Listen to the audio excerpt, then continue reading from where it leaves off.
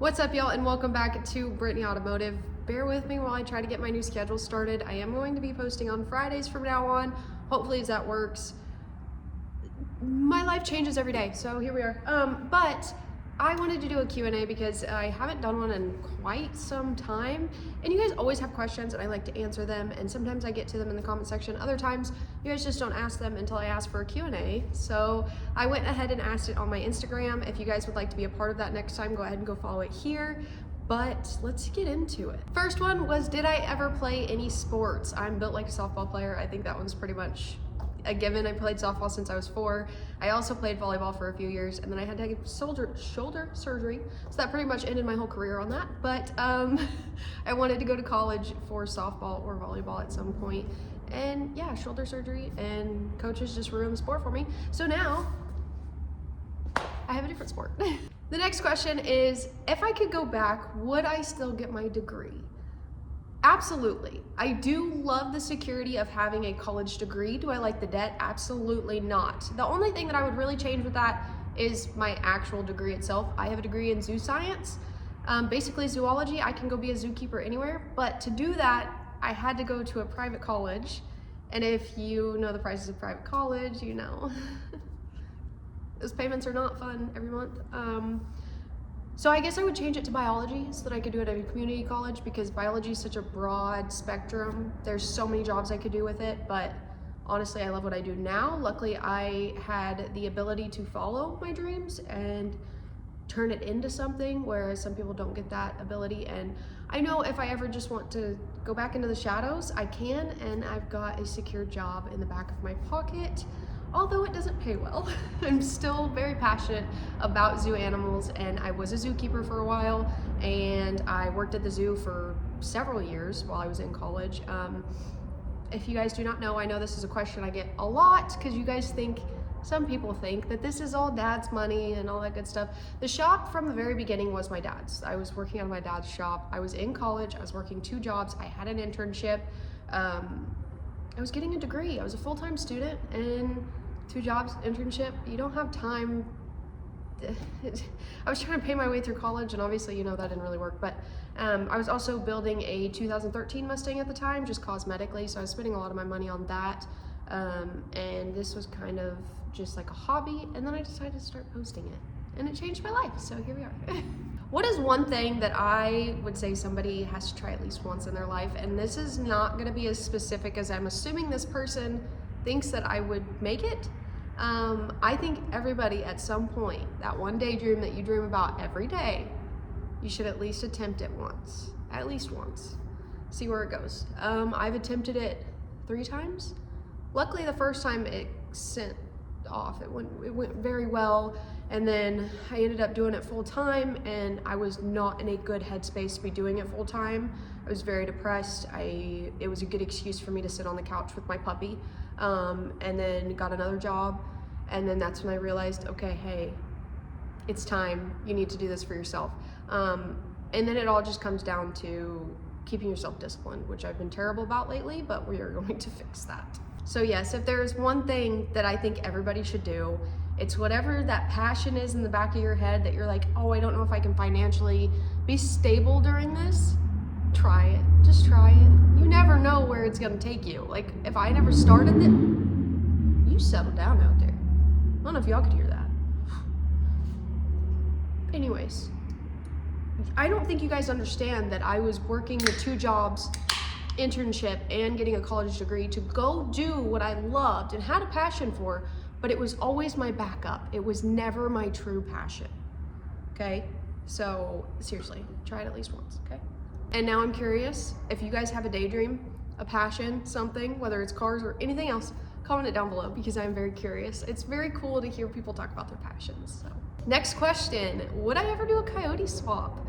I think it would be cool. I get nervous about the 4 camshafts, because like I said, I've only been doing this for 2 years. I actually think this is a question later on, but I've only been doing this for 2 years. The Gen 2 LT was the first engine I ever built. I've actually never built an LS. I think I'm going to, though, maybe. But that was the first engine I built, and then I built the Gen 5 LT1. So keep in mind, I'm very green to this whole thing, but I do think it would be cool, but I want to put it in something else. I don't want to put it in a Chevy because I do really enjoy small block Chevys. I don't know, I feel like a big block would come first. Reed's all on me about big block Brittany, and I think it would be cool, but I don't know what car to put it in because we got NA Queen over there and Pro Charger Bad back here, so we'll see. We'll see where life takes me. I don't know. This is one of the top questions I always get. What got me interested in cars? What started it all? My whole family races. My entire family races. Both grandpas on either side. My mom, my father, my brother, my sister kind of dabbles in it. My brother-in-law races. I would say the people who race the most of the family is me and my brother-in-law. My dad, if you guys have followed me on Instagram or Facebook, you know that he's starting to get his stuff up and running. Thank you to Forced Inductions for helping on getting the correct turbos for him. It meant a lot. I'm really excited for him because, as you guys know, like from the beginning, he has been the one to mentor me through everything.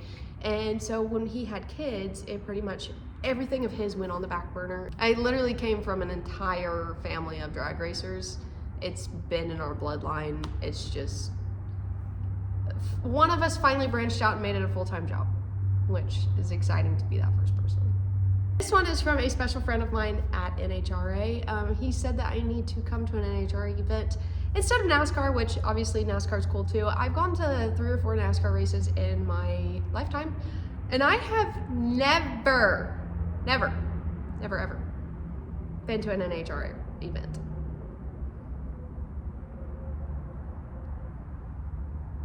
I need to go because that would be extremely cool. I got a lot of people I look up to in that industry. So, the jewel of the comments that I always get. Please start an OnlyFans. Now, we all know what you want an OnlyFans for. And I never will feel comfortable doing that, ever. It has nothing to do with my morals. It has nothing to do with my religion. It has nothing to do with my father. I personally would never feel comfortable doing that. I don't hate any of the girls that do it. I'm actually good friends with a lot of the ones that do, and I have no hate towards them. Love them to death. They are great people, but I could never do it. So what I actually did do as an alternative, because a lot of you want to see an extra side of me or an extra piece of my life, or you want to see behind the scenes, I found a company that is strict, no OnlyFans style content. No nudity, none of that. Nothing,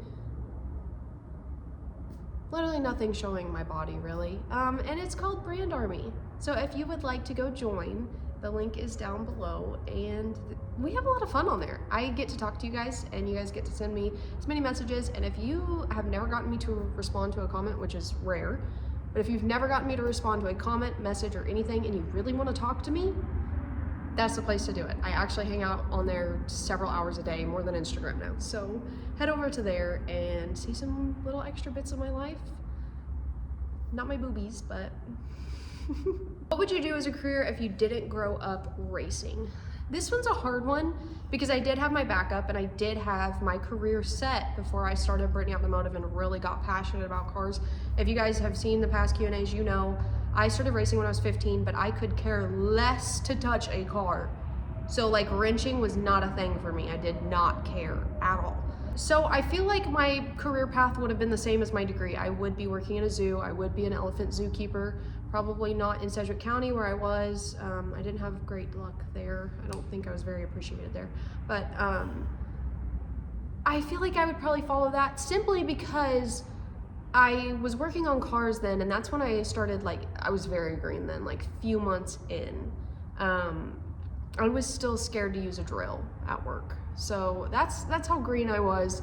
And then I started the IBEW, as you guys know, an electrician's union. I loved that job. And because I grew up wrenching, well, I didn't grow up, but I had 2 years of wrenching before I went to the IBEW, I was already a step ahead, and I ran circles around most of the guys. It was just the simple facts of I've been building a machine for 2 years now, and it helped me on my path in the IBEW, which I believe is the next question. Now, as much as I loved being in the IBEW, and that would be my forever career choice, Like if everything went south right now, I would go back to the IBW any day. And I didn't leave any bad names for myself leaving. I was very kind to everybody there. I came and did my work very well. I feel like there's very few people that would say bad things about me. Like now, I probably wouldn't choose to be an elephant zookeeper over in the IBW. I would rather choose to be an electrician's union than a zookeeper. But back then, 2 years ago, when I hadn't started wrenching at all, I had no part in it, didn't understand it, was scared to do it, definitely would have chose being in the zoology department. Pretty sure I've answered this question, but I'm going to answer it again just because this is a question I get a lot. How many years have you been wrenching, and have you ever messed something up like torque specs and stuff like that? Absolutely. I have messed up several times. I like to post it on social media when I do mess up because it's real life. I'm not trying to put a front for you guys at all. Like, this is me in real life, and I hope I get to meet you guys one day and you just figure that out for yourself. But I feel like it's been just around yes, because Brittany Automotive's 2-year anniversary was in December, so it's just over 2 years now. Very green. I would say 2 years in the automotive industry is very green. I've rebuilt this car 3 times in that time frame. Because I'm dumb. No, I'm not dumb. But a lot of people get mad that I tear apart this car, and it's simply because 1, I want to learn, but 2, I am going at a rate faster than what I know. My social media has brought me from a 13-second car to an 11-second car to a 10-second car to 7s. So if that explains to you any speed, I've been doing this for just over 2 years, any speed of how much I'm jumping here, most people don't get the opportunity to do that. So I'm very thankful that I have a ton of companies backing me to be able to do that and follow my dreams, you know? But as I said, I am green. I make mistakes all the time. Recent ones, when I was hurrying to get the car done, I was still in the IBW too, and we were working 712s at the time. I was hurrying to get this car done for LS Fest last year. When I went to take the engine bolts out, they were loose. One of them even had 1 thread on the bolt. One of the nuts on the bolt had only 1 thread. So yes, I have made several mistakes. I can't say I've made any so catastrophic that I couldn't fix. None that I can think of off the top of my head. And building a race car, especially at a speed, you mess up a lot. And there's a lot of troubleshooting that you have to figure out, especially with wiring, which, whatever. But I've never messed up so catastrophically that I've hurt something that bad, thank God. What is your favorite children's book? I don't have them on me in my shop because I don't want to ruin them, but it is definitely the books by Michael Myers. They are kids' books, and they're literally my favorite. I love them, and I'm totally gonna give them to my kids. What I actually want to do is do videos on those so that you guys, if you're tired of your children for the day, you can hand them the cell phone on YouTube and be like, Brittany, you read them the bedtime story. So now there were a ton of other questions, but I do not want this video to go a million minutes long. So if you have another question, ask it below in the comment section, or go over to my brand army and ask me there. I would love to talk to you guys. Like I said, I talk the most on brand army. So if you guys would like to just literally talk to me every single day, I will. That's my favorite place to be. Regular wrenching is coming next week, and I am so thankful you guys are here. Thank you so much for watching, and I will see you next week when we finally put these strange brakes on.